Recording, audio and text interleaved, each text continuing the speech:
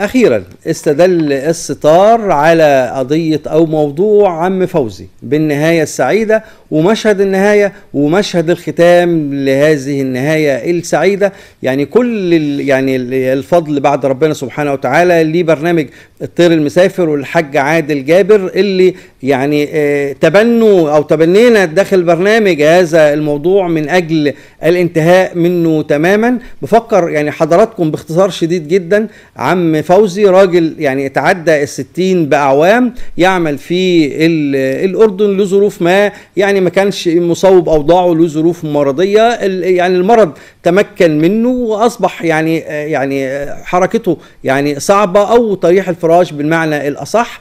قام أحد المواطنين المصريين اللي أنا بقدم له كل شكر وتقدير، الأخ محمد سعيد، برعايته وهو موجود هناك في الغربة. طبعا عم فوزي مش قادر ينزل لأنه في نظر القانون الأردني، في نظر القانون الأردني يعني هو مش مصوب أوضاعه. معانا اتصال طيب يسعدنا ان يكون معانا على الهاتف منى بنت عم فوزي. الو. الو، ازي حضرتك؟ ازيك يا منى؟ مساء الخير.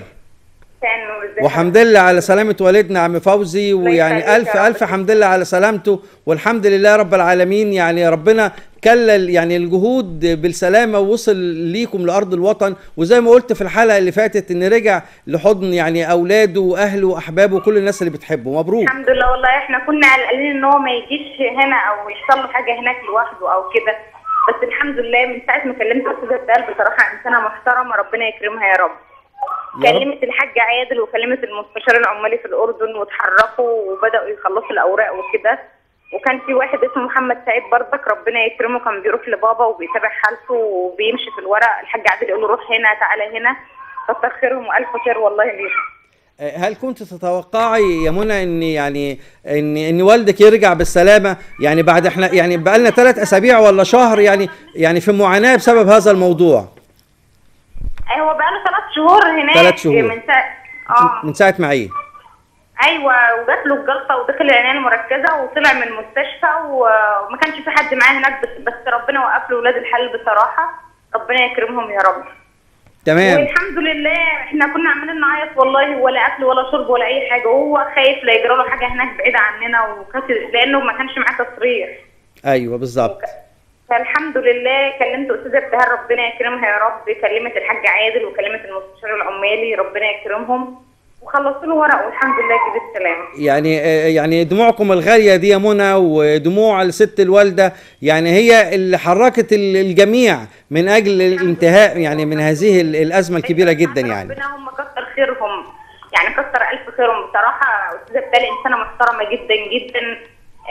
اول ما كلمتها حتى كانت بترد عليا في اي وقت ارن عليها فيه، وكانت بتقدر وبصراحه مهتميه واكنه زي والدها بالظبط. تمام. الحاج عادل كله احترام، بقى يتصل كل شويه من ساعه ما بابا نزل، باباك عامل ايه ويطمن اخباركم ايه محتاجين ايه. بصراحه هم ناس محترمه جدا. ان شاء الله كمان يا منى احنا ما بنكتفيش بان احنا يعني نحل المشكله ونتوقف عند هذا الحد. ان شاء الله في مفاجاه حلوه وكبيره جدا لو الحاج عادل دخل معانا النهارده، يعني هيحاول فيها وهنقول لكم على مفاجاه حلوه لعم فوزي ان شاء الله باذن الله. ربنا يكرمك يا رب. عايز اعرف من شويه واتصل يطمن على بابا، كتر الف خير. تمام. عايز اقول يعني قولي لي المشهد لما قابلتوه انتوا بقى في المطار، يعني مين اللي راحوا وقابلتوه ازاي واستقبلتوه ازاي؟ والله هو كان جاي استاذ محمد سعيد وداه لحد المطار ودخلوه كلام من ده. طبعا هو ما كانش معاه حد هناك، لا قريب ولا ابنه ولا حد هناك. تمام. ففي واحد جابه لحد يعني كان بيخلص له ورقه وركب كرسي بعجل وكده. تمام. استقبلتوه ازاي بقى في مصر انتوا؟ حتى احنا جينا عشان ندخل المطار عشان نجيبه او نخلص ورقه او كده لانه لوحده ما حدش رضي، فهو ده لحد بره مع واحد برضك بيساعد الحالات ديت بيخرجها. واول ما شفنا طبعا عياط ودموع وصعبان عليه نفسه وكلام من ده، بس الحمد لله على كل حال. الحمد لله منى. الحمد لله ان هو رجع بالسلامه. الحمد لله والحمد لله على سلامه الوالد. منى نقدر نكلم عم فوزي نسلم عليه؟ هو جنب حضرتك وعايز يكلمكم عشان نشكره. ماشي.